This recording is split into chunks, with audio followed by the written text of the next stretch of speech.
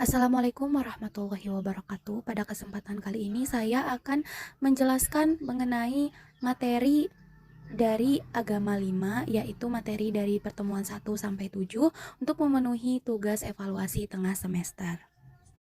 Sebelumnya, perkenalkan nama saya Widiana Tresna Dewi dengan NPM 11211191 dari kelas C2021 Manajemen. Baik, langsung saja masuk ke materi yang pertama, yaitu ahamiyatu ma'rifatullah. Ma'rifah berasal dari kata arafa ya'rifu ma'rifah yang berarti mengenal. Dengan demikian, ma'rifatullah berarti usaha manusia untuk mengenal Allah, baik wujud maupun sifat-sifatnya. Manusia sangat berkepentingan untuk mengetahui siapa penciptanya dan untuk apa ia diciptakan. Ma'rifatullah tidak dimaknai dengan arti harfiah semata, namun ma'rifatullah dimaknai dengan pengenalan terhadap jalan yang mengantarkan manusia dekat dengan Allah, mengenalkan rintangan dan gangguan yang ada dalam perjalanan mendekatkan diri kepada Allah. Orang yang mempelajari ma'rifatullah akan menjadi insan yang beriman dan bertakwa bila Allah memberi hidayah kepadanya. Dan bagi muslim yang mempelajarinya, insya Allah akan menaikkan keimanan dan ketakwaannya. Sebagai balasan atas keimanan dan ketakwaan mereka, Allah Subhanahu wa Ta'ala menjanjikan kebaikan-kebaikan bagi mereka. Di antaranya, yang pertama, Al-Khalifah, bahwa Allah Subhanahu wa Ta'ala menjanjikan kepada mereka untuk menjadi penguasa di muka bumi ini. Yang kedua, Tamkinuddin, yaitu diteguhkannya agama Islam di muka bumi.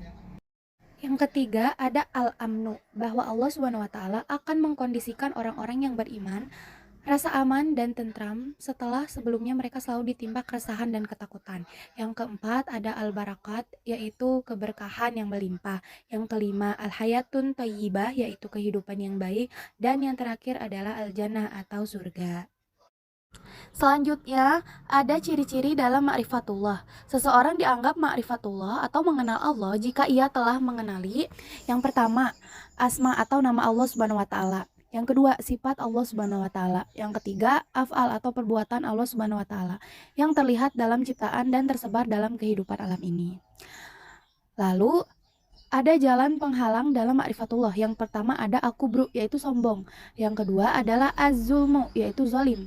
Yang ketiga al-kazibu atau dusta. Yang keempat al-fusuku atau fasik. Yang kelima ada al-kufru atau ingkar. Yang keenam ada al-fasadu atau fasad.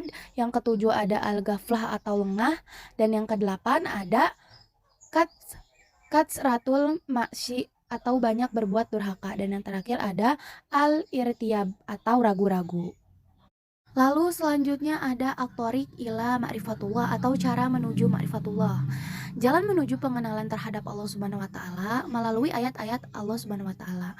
Yang pertama ada ayat qauliyah, yang kedua yaitu ayat kauniyah. Cara menuju ma'rifatullah melalui metode Islam. Yang pertama dengan nakal dan akal. Yang kedua membenarkan Quran surat Ali Imran ayat 191. Dan yang ketiga adalah menghasilkan iman.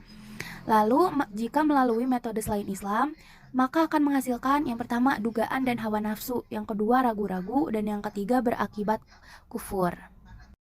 Selanjutnya ada al-manawi min ma'rifatullah atau penghalang untuk mengenal Allah, yaitu maradu syahwat. Yang pertama ada al-fisku atau kefasikan.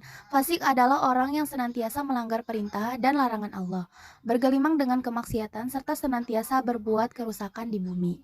Mereka hanya memikirkan kehidupan dunia saja, tidak memikirkan kehidupan di akhirat nanti. Yang kedua ada al-kibru atau kesombongan. Kesombongan merupakan suatu sikap di mana hati seseorang ingkar dan selalu membantah terhadap ayat-ayat Allah Ta'ala. Yang ketiga ada az-zulmu atau kezaliman. Allah Ta'ala menerangkan bahwa orang yang paling zalim ialah orang yang telah sampai kepadanya peringatan Allah, telah sampai pula kepadanya ayat-ayat Al-Quran dan petunjuk Rasul, kemudian mereka berpaling dari ajaran dan petunjuk itu karena angkuh dan penyakit dengki yang ada di dalam hatinya. Yang keempat ada al-kizbu atau kedustaan. Kedustaan merupakan sikap bohong atau pura-pura dan pengingkaran terhadap ayat-ayat Allah Ta'ala. Dan yang kelima adalah katsratul ma'asyi atau banyak melakukan perbuatan maksiat. Selanjutnya penghalang mengenal Allah, maradu asyubhah. Yang pertama ada al-jahlu, kejahilan atau kebodohan, yakni tidak mau memikirkan ayat-ayat Allah Ta'ala, baik ayat-ayat qauliyah yang tersurat dalam Al-Quran maupun ayat-ayat kauniyah yang tersirat di seluruh penjuru alam semesta. Yang kedua ada al-irtiyab atau keraguan-raguan. Hal ini disebabkan karena sedikitnya ilmu dan ma'rifah atau pemahaman. Bisa dikatakan pula keraguan-raguan ini lahir dari kebodohan. Yang ketiga ada al-inhiraf atau penyimpangan, manakala manusia tidak mau berpegang teguh kepada petunjuk Allah Ta'ala. Lalu yang keempat ada al-ghaflah atau kelalaian. Dalam poin pertama telah disebutkan bahwa jika manusia tidak menggunakan potensi dirinya untuk memahami ayat-ayat Allah Ta'ala, maka mereka akan terhalang dalam mengenalnya.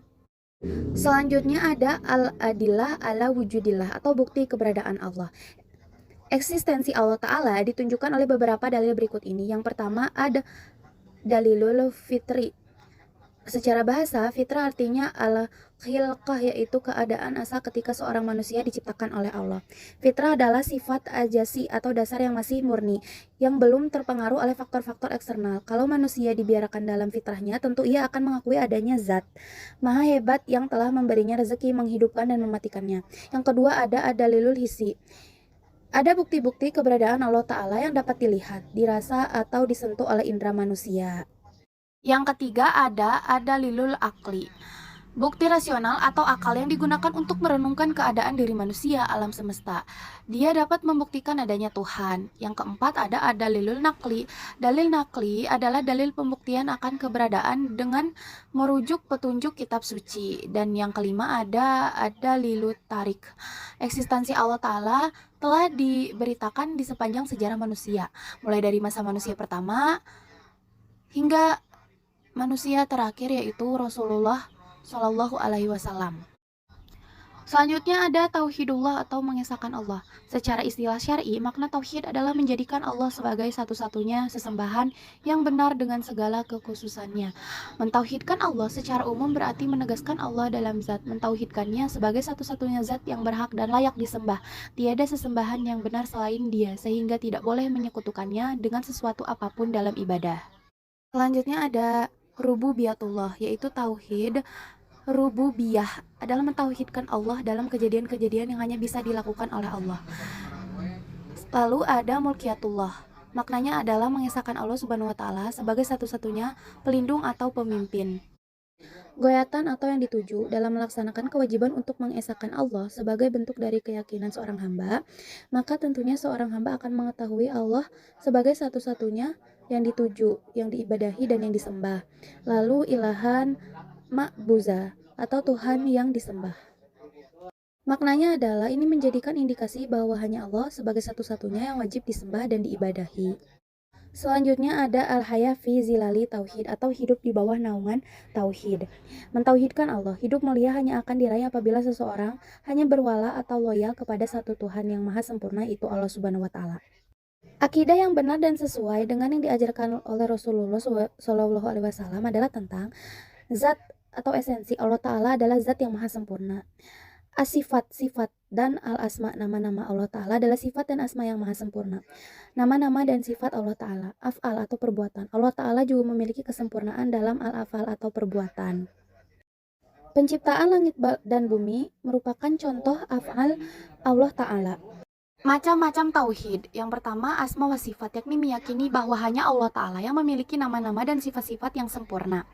Yang kedua rububiyah adalah mentauhidkan Allah dalam kejadian-kejadian yang hanya bisa dilakukan oleh Allah, serta menyatakan dengan tegas bahwa Allah Ta'ala adalah Rob, Raja dan pencipta semua makhluk, dan Allah lah yang mengatur dan mengubah keadaan mereka. Yang ketiga ada mulkiyah, yakni mengesahkan Allah sebagai satu-satunya pemimpin, pelindung, dan yang berhak menetapkan aturan atau hukum.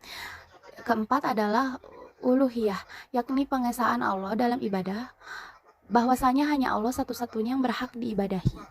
Yang terakhir adalah makna la ilaha illallah. Kalimat la ilaha illallah maknanya adalah bahwa tidak ada sesembahan yang hak kecuali Allah. Bukan hanya mengakui Allah Ta'ala sebagai satu-satunya objek yang hak dalam peribadatan, tapi juga perlu mengiringinya dengan kodi ilmi atau keyakinan ilmu sebagai berikut. Yang pertama, la khalika illallah, mengakui dan meyakini bahwa tidak ada pencipta yang hakiki kecuali Allah Ta'ala. Yang kedua, roziko illallah, mengakui dan meyakini bahwa tidak ada pemberi rezeki kecuali Allah Ta'ala. Yang ketiga, la malika illallah, mengakui dan meyakini bahwa tidak ada pemilik kecuali Allah Ta'ala. Yang keempat, la hakima ilallah, mengakui dan meyakini bahwa tidak ada pembuat hukum ketetapan kecuali Allah Ta'ala. Yang kelima, la amira ilallah, mengakui dan meyakini bahwa tidak ada pemberi perintah kecuali Allah Ta'ala. Yang keenam, la waliya ilallah, mengakui dan meyakini bahwa tidak ada pemimpin atau pelindung kecuali Allah Ta'ala. Yang ketujuh, la mahbuba ilallah, mengakui dan meyakini bahwa tidak ada yang dicinta selain di atas segalanya kecuali Allah Ta'ala. Yang kedelapan, la marhuba illallah, mengakui dan meyakini bahwa tidak ada yang ditakuti kecuali Allah Ta'ala. Yang kesembilan, la marhuba illallah, mengakui dan meyakini bahwa tidak ada yang diharapkan kecuali Allah Ta'ala. Yang ke-10, la nafi'a wa la darra illallah, mengakui dan meyakini bahwa tidak ada pemberi manfaat dan mudarat kecuali Allah Ta'ala. Yang ke-11, la muhya wa la mumita illallah, mengakui dan meyakini bahwa tidak ada yang menghidupkan dan mematikan kecuali Allah Ta'ala. Yang ke-12 adalah la mujiba illallah, mengakui dan meyakini bahwa tidak ada yang mengabulkan doa kecuali Allah Ta'ala. Yang ke-13, la mustajaro bihi ilallah, mengakui dan meyakini bahwa tidak ada pelindung kecuali Allah Ta'ala. Dan yang terakhir adalah la wakila ilallah, mengakui dan meyakini bahwa tidak ada tempat bertawakal kecuali Allah Ta'ala. Sekian penjelasan dari saya, mohon maaf untuk segala kekurangannya. Terima kasih. Assalamualaikum warahmatullahi wabarakatuh.